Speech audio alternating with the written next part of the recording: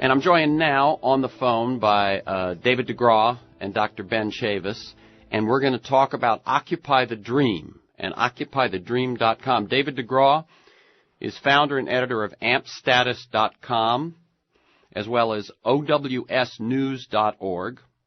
formerly editorial director of mediachannel.org, and author of The Economic Elite versus the People of the United States, and was one of the first people to be really talking about and identifying the 99%. Benjamin Chavis, in 1965, while a college freshman, became a statewide youth coordinator in North Carolina for the Reverend Dr. Martin Luther King Jr. and the Southern Christian Leadership Conference.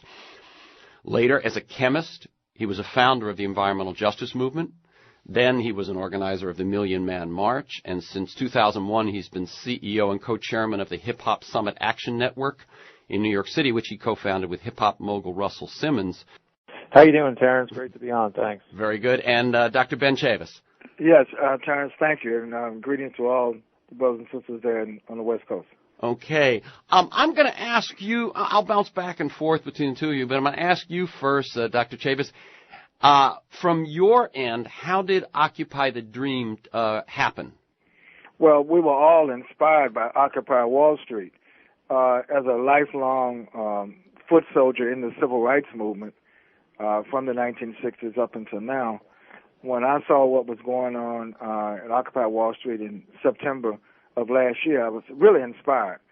And then around 6 weeks later, we looked at the what was going on among African-American clergy and churches around the country.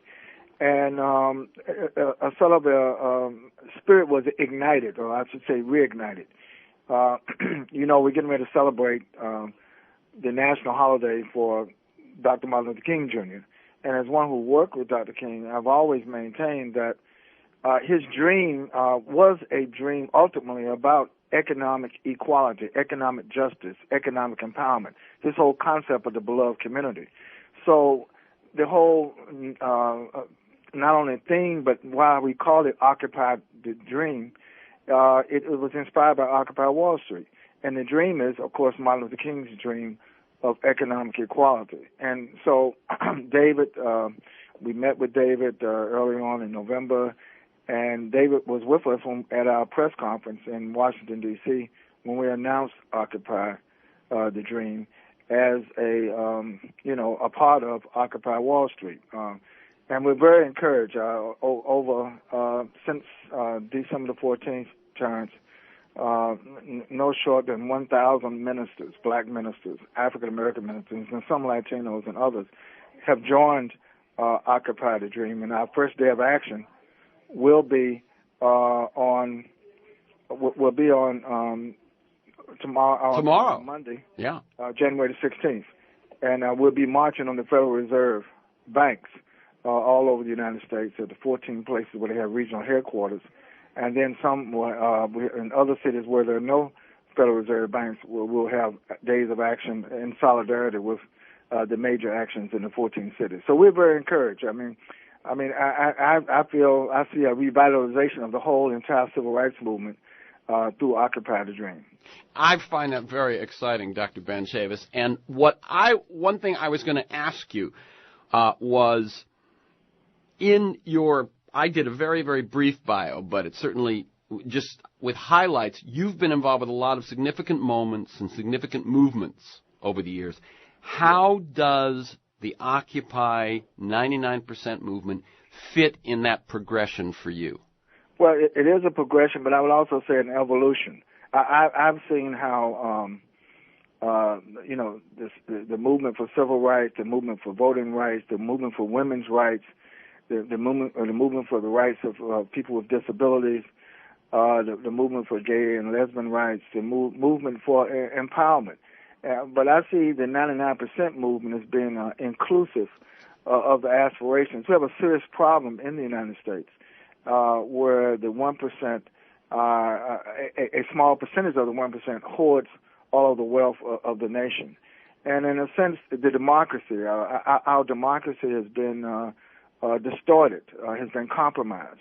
And so I see the 99% movement as restoring American democracy by getting corporate money out of politics. There's a constitutional amendment that's going to be introduced, and we're talking about that as part of Occupy the Dream. So, yes, I've been in the environmental justice movement. I see all these movements as connected, and I know that there's some theory about post-civil rights, post-racial society. I think we use the word post prematurely. I see a continuity of these struggles for freedom, justice, and equality, and I'm so pleased to see a new generation of freedom fighters among the 99% that are emerging, like David McGraw and others.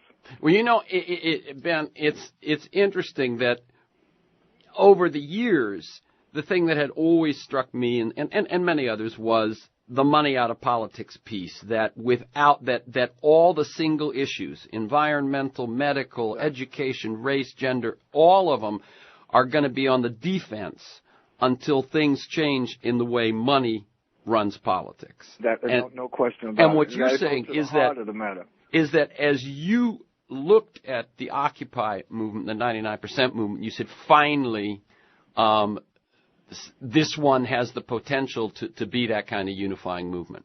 Absolutely, because it cuts across race, it cuts across class, it cuts across every division. We have a thing in our society, Terrence, about establishing divisions among us. Very little establishes unity among us. and I think it's ironic that what started as Occupy Wall Street now is basically Occupy America for a better America, a new America. Yeah, exactly. Yes, I mean, when people look back, the fact that Wall Street was the villain and Wall Street was the original origin. Right. Because when you think of Wall Street, what do you think of first? Money. And what happens with the money? How has the money distorted the democracy to allow the super rich to basically determine who becomes president, determine who becomes in Congress, who becomes governor, who becomes mayor, who becomes city council, who becomes school board. I mean, every single issue that affects the quality of life of Americans is determined by money and politics. Absolutely. And what gets out of committee and what amendment gets voted on, it's all the way down the line. I do want to bring David DeGRAW in a second, but the one other thing that I really wanted to get from you right away is you mentioned 1,000 ministers have signed up. My question is, on December 14th, less than just a month ago, it was the various leaders of the African American faith community, and I want to know how it has been picked up. How has it been embraced at the grassroots level? Yeah, absolutely. I'm pleased to report that no national movement is any stronger than its local base. And the strength of Occupy the Dream is coming from the bottom up, not from the top down. Yes, initially, denominational leaders issued a call, but it's a call and response. The response has been overwhelming from the grassroots. You're talking about pastors who are in church today, not only talking about Dr. King's dream, but what is the day of action? We have a monument in Washington, a very nice monument, but now it's time to move from the monument back to the movement. Very good. From your point of view, how did this happen? How did Occupy the Dream? Or this particular. We're gonna circle back to the other one, but the alliance that we're talking about with Occupy the Dream, right? Yeah. Well, first of all, it's an honor to work with Dr. Chavis. His entire life, he's really led the way and led by example. And, it's just been such a privilege. Since September 17th, I've got to meet so many amazing people. I've probably met more people since September 17th than I did in the previous 37 years of my life. It's a lot of amazing people that have come up. And, Dr. Chavis is just an incredible, inspiring person, leading by example, So I had met with him, and, he had this idea of Occupy the Dream. He sees Occupy Wall Street as fulfilling Martin Luther King's, dream, what he was setting out to do. If you look at the United States now, there are more people living in poverty right now than there was when Dr. Martin Luther King organized the Poor People's Campaign. The inequality of wealth in America right now is worse than it was in Martin Luther King's time. So, things have gotten worse on many key economic, indicators. Poverty is just, it's out of control, and it is not being addressed by the politicians. And what you touched on, it comes down to money in politics. The politicians are worried about who's going to fund their campaigns. Terrence, as we've talked about in the past on your radio show, it's really 1/10 of 1% of the U.S. population that has made off with, massive trillions of dollars of wealth. Right. Now, the point David's making there is we talk about the 1%. He's saying that it only gets worse the more elite you get, and that the 1/10 of 1%, you're right, is almost unrivaled in history. Right, Terrence. 400 Americans have as much wealth as half the entire population. That's 154 million Americans combined. I mean, look, the political system has been rigged by, big money interests, global financial interests, and these are the results. It didn't happen overnight. It's been over the past generation. The past 30 years has been massive wealth creation, massive increases in production, and it's all been funneled to the top due to what we call a system of political bribery, looking at campaign finance, lobbying, and the revolving door between Washington and Wall Street. Absolutely. And by the way, David, you may be able, you may know even a little bit more about this, but as you were saying that, I just realized Bill Moyers returns to PBS this week, and his first guest on the new Bill Moyers show is going to be Hacker and Pearson, to talk about winner-take-all politics is one of the lead things that Bill is going to deal with. So for those of you who have been waiting, it's been 20 months since Bill Moyers was on the air. He is back, and he is talking about this issue with his first show, which is, I believe, it's city by city. It varies city by city, but I think in some cities it might be today. David, do you know which day he premieres? No, I don't, unfortunately. I've been so busy with everything. I understand. Okay, so one thing that I have had you tell before, but I think is worthwhile because it is such a lesson of what of the different strengths, the different capacities that a movement takes. If you could briefly tell the origin story of June 14th leading to September 17th, just because I think it's a metaphor for where we go from here. Right. Yeah, it's a long story, the origins. It's really been like a 3-year battle to get to where we are now. But yet on June 14th, we had our first attempt at occupying Zuccotti Park. Not that many people showed up. It was, very depressing. But down the road from us on that very same day, June 14th, was the Bloombergville, where people were protesting Bloomberg's budget cuts, and they set up a camp by City Hall. So on June 14th, when our occupation of Zuccotti Park didn't work out all that well, some of us joined forces with the Bloomberg organizers, and so then we started organizing to come back. Probably, in September, we debated on which date in September we'd come back, and then Adbusters, of course, came out with that, now historic call saying for the 17th of September. So we all kind of rallied under that date. And Adbusters also framed it as, what are your demands? That was a big heated debate among us because we already had our demands. Our demands were getting money out of politics, and we also, the 99%, we canvassed people across the political spectrum on what can we find common ground on. And what we consistently found common ground across the political spectrum was getting money out of politics, and the second key issue was breaking up the banks. So we supported the Brown-Kaufman Amendment, which would have broke up the banks. It got 33 votes in Senate, but, it failed, obviously. But those were our primary demands, but because Adbusters framed it as, what are your demands, it was a heated debate, but we honored Adbusters' call, and it turned out to be this genius thing because everyone showed up with their own demands. And it really grew the movement out. And I think a very key aspect, too, between June 14th and September 17th was that we had the Global Revolution live stream on September 17th. And they were there live streaming, so everyone could just turn on their computer and see it was happening. There was a lot of people that were coming down who had just seen it on their computer. So really the Global Revolution live stream team did a pivotal job in building this. So the revolution was televised. Yes, well, it was digitized. Yeah, no, I mean, It's wonderful that in fact, people thought it wouldn't be, but the technology has made it so that it actually helps it. Yeah. Right. But one of the things that I hear in that, David, is online and on the ground. And so I have two questions. One is, it seems to me in some ways those are different styles. How has that melding been? How does that? Well, I mean, it's key, I think, because when we did the June 14th occupation of Zuccotti, we were all about online. We had 2 videos that came out that went viral. Anonymous videos, A99, the 99% movement, and Anonymous joining together formed A99. They put out 2 videos that were incredibly popular and viral, and we thought we were going to get a big turnout, but we didn't have the organizers on the ground.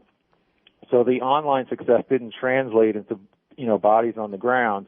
But the Bloombergville people, they had great community grassroots organizers, but they didn't necessarily have the best internet game. So the marriage of those two and then mixing in Global Revolution is what I think were the key elements to make it popular. Okay. The video component that you mentioned is from Studio Occupy. Studio Occupy is this great video project we've been working on. It caters to Occupy Wall Street videos. So people can submit their dreams to Studio Occupy because, this movement is totally decentralized. It's about giving people a voice. So if people go to occupythedream.org or occupydream.org and studiooccupy.org, they can upload what they see their dream as, what they want for the country. So they can upload their videos to take part that way if they can't physically get to a Federal Reserve throughout the country. So that's a very powerful video component that we'd like to see grow and build as this Occupy the Dream movement really just gets underway. Very good. Dr. Chavis, when we were talking about these different components, the online component, the grassroots component, what kind of a component in a movement are the black churches in America? Well, there's a historic black church, and then there's the new evolving black church. The backbone of the civil rights movement was always the black church, and that's why we're so pleased. We think this is a major shift to see clergy leaders from all over the United States join the 99% movement. You mentioned about online and on the ground, and of course now with your radio, we're on the air. I think that all of these things are coming together. The struggle is multilateral, it's decentralized, but it's also very inclusive. And keep in mind, while we are stepping up the 99% movement in the United States, there's this global movement all over the world where the aspirations of people are wanting economic equality, economic justice, economic empowerment. It is a global call, a global resonance. So I see what's taking place inside the United States in a much larger global context. But certainly what happens in terms of transformation here will impact the rest of the world. So I'm encouraged. I think that tomorrow is just our first day of action at the Federal Reserve Banks. We went to the Federal Reserve Bank as a symbol of because it's the central banking system of the United States where so much of the pain has come in many of our communities with foreclosures and there's a big article coming out tomorrow about how this also leads to disproportionate incarceration. So getting money, out of politics, changing the way politics is done will change the way economics is done and will give people a chance to have a real democracy. On the other segment, I listened while preparing for this segment about, Jefferson's view about happiness, life, liberty, and prosperity and happiness. And I think that through the Occupy movement, we're transforming people's sadness into happiness. No, it's very interesting because I think that what you're saying, what's implicit in what you were saying is that what is happening today harkens back to the best of the founding fathers, exactly. Harkens back to the best of the churches, harkens back to the social justice movements. There's a lot of pent up goodness, and as well as pent up, anger and demand, I think, in the people. That's correct. And again, I think David will share this with me with you, Terrence, that we must always have a vision and then be willing to work toward that vision. And I see that 2012, while I know this is a political year, we're looking beyond. I think that the grassroots movement, I think we're going to have an American Spring, similar to the springs in other parts of the world. I see this movement. Tomorrow, I don't know, out in L.A., y'all going to have great temperatures, but it's going to be around 20 degrees, very cold tomorrow in New York, but we're going to have thousands of people out in the street at the Federal Reserve. So throughout, the winter, the autumn, started in the autumn, we're now in the winter, but spring is coming. And that's going to be transformation time in America. When that's rebirth time. Yeah, and what you're saying also is that tomorrow, put together in less than a month, and as you say, in a time when the weather can be pretty challenging in lots of the country, is just the start. This is the call as much. This is not the culmination. This is the call. That's correct. That's correct. Okay, let me go back to David. David, I have David DeGRAW, one very specific question about the Occupy movement, which is, how did the GAs start? And I don't want the long answer, but how did that start, and how did that become the model? And tell people very briefly what that is, because it means that every time Occupy does things, or very often when Occupy does things, they're practicing a kind of community that's different than what we're used to. Right. Well, it started, I guess throughout Europe. It was a model that was used in many different uprisings throughout the world. As Dr. Chavis said, this is truly a massive global movement. We consider this a decentralized global rebellion, that we've been working on. But, it was developed in other parts of the world, and it helps to maintain a, direct democratic experience for the people on the ground, to get things done in a way where everyone has their own voice, one person, one vote. So it's just really a process of direct democracy. In the United States, we practiced it to a certain extent at Bloombergville, in mid-June. Mm-hmm. And it went well. So then when September 17th happened, we just started using that model again, and it just, kept spreading around the U.S. and took off. Okay, very good. That's the voice of David DeGRAW, and my other guest in this half hour has been Dr. Ben Chavis, studiooccupy.org. Thank you to both of you, and keep up the good work. Thank you, John.